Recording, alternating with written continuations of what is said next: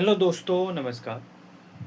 अभी हम लोग एक 10th क्लास का टॉपिक जो पोलिनोमियल है, ऐसे तो वो 9th में भी है, उसी को हम लोग थोड़ा सा डिस्कस करने वाले हैं। और डिस्कस करने के क्रम में एक इम्पोर्टेंट क्वेश्चन भी देखेंगे। ठीक है, क्वेश्चन करना इम्पोर्टेंट है, बट उससे ज़्यादा इम्पोर्टेंट है कि आपको कॉन्सेप्ट को समझना। एक बार आप कॉन्सेप्ट को ग्रैस्प कर लेंगे तो आप, और कॉन्सेप्ट क्या है, छोटी छोटी बातें जो कि मैथ के कॉन्सेप्ट्स को स्ट्रॉन्ग बनाते हैं। और जब स्टूडेंट्स पढ़ रहे होते हैं तो उन्हें उसका इम्पोर्टेंस नहीं समझ में आता कि ये आगे इसका क्या रोल है, लेकिन आपको समझना है। जैसे आपने वहाँ पे पढ़ा है कि वहाँ पे एक डिवीजन एल्गोरिथम आप शुरू में पढ़े, डिवीजन एल्गोरिथम। ठीक है, एल्गोरिथम का मतलब पीछे के वीडियो में हम बताएं कि एल्गोरिथम का मतलब होता है स्टेप बाय स्टेप प्रोसेस। ये सब बात किए हुए, और एलसीएम निकालने में हम यूज करते थे प्रोसेस। ठीक है, स्टेप बाय स्टेप प्रोसेस, इसको एल्गोरिथम बोलते हैं। तो ये आपके लिए सुना हुआ टर्म है। ठीक है, जहाँ पे आप जानते हैं कि आप पढ़ते थे कि A equal to B Q plus R आप पढ़ते थे, और आर का जो पॉसिबल वैल्यू होता था वो उस पे आर पे कंडीशन होता था कि आर जो होगा वो 0 या 0 से बड़ा होगा, लेकिन हमेशा ही बी से छोटा होता था। यानी कि आर का पॉसिबल वैल्यू हम लोग निकालते थे। जैसे कि अगर हम यहाँ पे लिख दें कि A equal to 3k plus 2, ठीक है, तो आप यहाँ पे समझ सकते हैं कि जो आर का जो पॉसिबल वैल्यू होगा, पॉसिबल वैल्यू जो आर होगा, है ना, पॉसिबल, वो 0 हो सकता है या 1 हो सकता है। ठीक है, तो ये वहाँ पे पढ़े थे। लेकिन अब यहाँ पे पोलिनोमियल टॉपिक आप सोच रहे होंगे कि आप वहाँ क्यों बता रहे हैं। हम इसलिए बता रहे हैं क्योंकि इससे इसका कनेक्शन है। ठीक है, अब कनेक्शन क्या है, तो यहाँ भी डिवीजन एल्गोरिथम होता है। ठीक है, आइए देखते हैं कैसे। देखिए यहाँ पे हम लोग, यहाँ पे ये जो यहाँ पे अगर डिवाइड करते हैं तो इसको हम लोग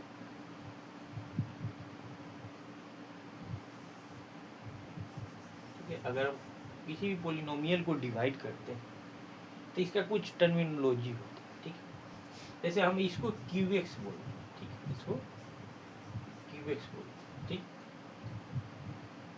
इसको हम लोग जी एक्स बोलते हैं। क्या बोलते हैं? जी एक्स बोलते हैं। अगेन इसको हम लोग पी एक्स बोलते हैं। ठीक है, और जो आंसर आता है उसको हम लोग आर एक्स बोलते हैं। Are you getting my point? उसके बाद आप ये भी जान रहे हैं कि पी ऑफ एक्स जो होता है उसको कैसे लिख सकते हैं। आप बोल रहे हैं कि G X into Q X plus R X होगा। ठीक है, लेकिन यहाँ पे इम्पोर्टेंट बात क्या है कि एक डिग्री होता है। ठीक है, कोई भी पोलिनोमियल होता है तो उसका डिग्री, आई होप सो कि आप समझते होंगे कि जैसे मान लेते हैं हम लिख दिए एक्स पे पावर 5 प्लस एक्स पे पावर 4 प्लस 3x पे पावर क्यूब प्लस 1। ठीक, हम आपसे पूछे कि इस पोलिनोमियल का डिग्री क्या होगा, तो आप जानते हैं कि हाईएस्ट पावर होता है वो डिग्री होता है। तो यहाँ पे डिग्री जो होगा, अगर p ऑफ x है, ठीक है, तो इसका जो डिग्री होगा, ठीक है, degree of p of x जो होगा तो बेसिकली क्या होगा, तो आप बोलिएगा कि 5। क्या होगा? 5 होगा। अब यहाँ पे यही रूल कहता है कि ये जो gx का जो डिग्री है ना, gx का जो डिग्री है ना, वो हमेशा rx से ज़्यादा होगा। ये बात आपको ध्यान देना है। जैसे मान लेते हैं कि जब आप डिवाइड करते हैं, अगर यहाँ पे for example x square plus 1 लिखा, यहाँ पे अगर एक्स स्क्वायर प्लस 1 लिखा, ठीक है, और यहाँ पे अगर आपको, यहाँ पे डिग्री आपको x प्लस 1 लिखा, ठीक है, तब तो ठीक है, क्योंकि यहाँ पे 1 है, यहाँ पे डिग्री 1 है, और यहाँ पे 2 है, तो ठीक है।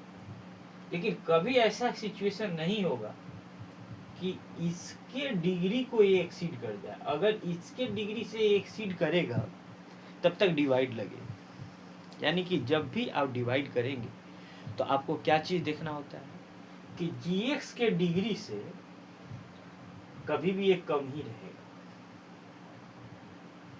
ठीक है। अगर ये जब कम हो जाएगा तो आप डिवाइड करना छोड़ देंगे। तो पॉइंट नंबर 1 क्या आप ध्यान रखेंगे कि degree of gx greater than rx, इस बात को आपको ध्यान रखना, ठीक है।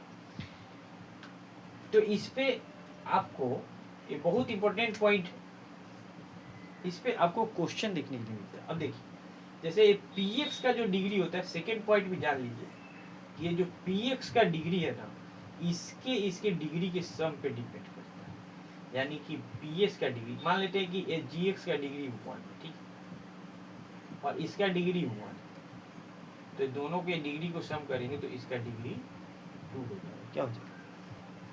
क्या हो जाएगा? 2 हो जाएगा, ठीक है।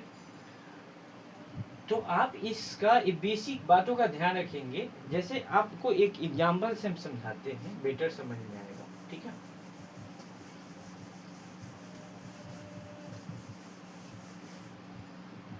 अभी हम क्या लिखे,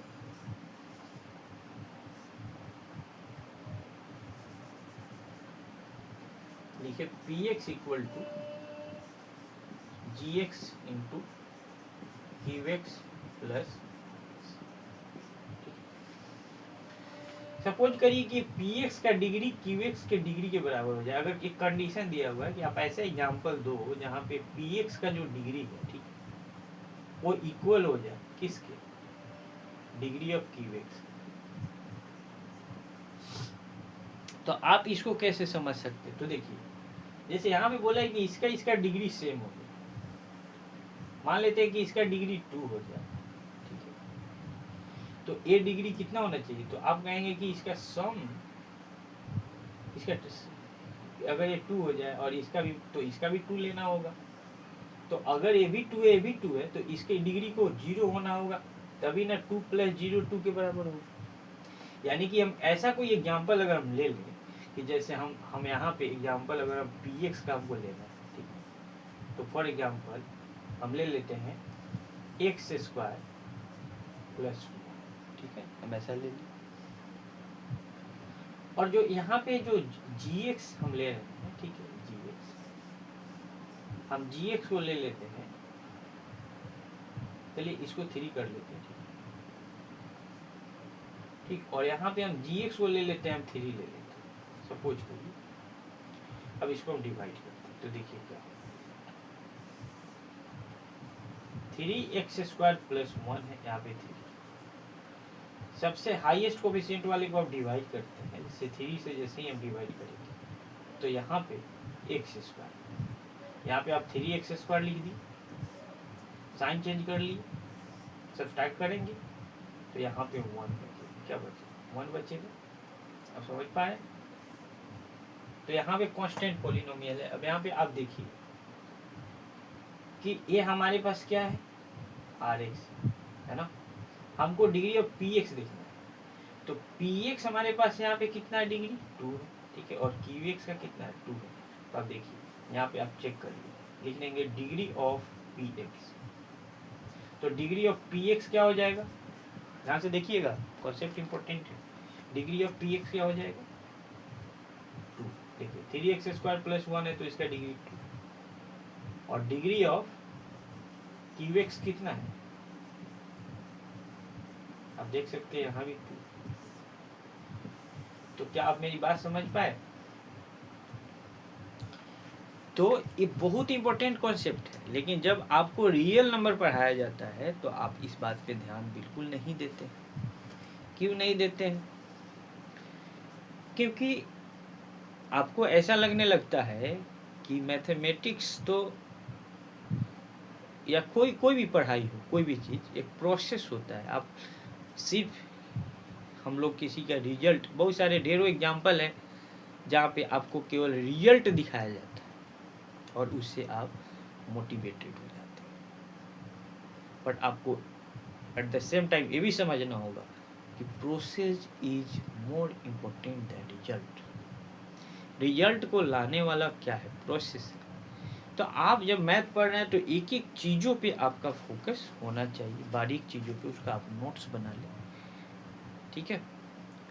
उसको नोट्स नहीं भी बनाए तो उससे रिलेटेड क्वेश्चंस को आप सॉल्व करें, easy to moderate, moderate to high, step by step, जैसे एल्गोरिथम होता है वैसे आप आगे जब तक नहीं जाएंगे तो आपका मैथमेटिक्स बूस्टअप नहीं, ठीक है। आजकल सही बात बताने वाले लोगों की संख्या काफ़ी कम है इस इन्फ्लुएंसर के युग में, बट हम तो आपको सही ही बताएंगे, because I am always interested in your future, because you are future leaders. तो आज के लिए इतना ही, थैंक यू, जय हिंद, धन्यवाद, जय हिंद।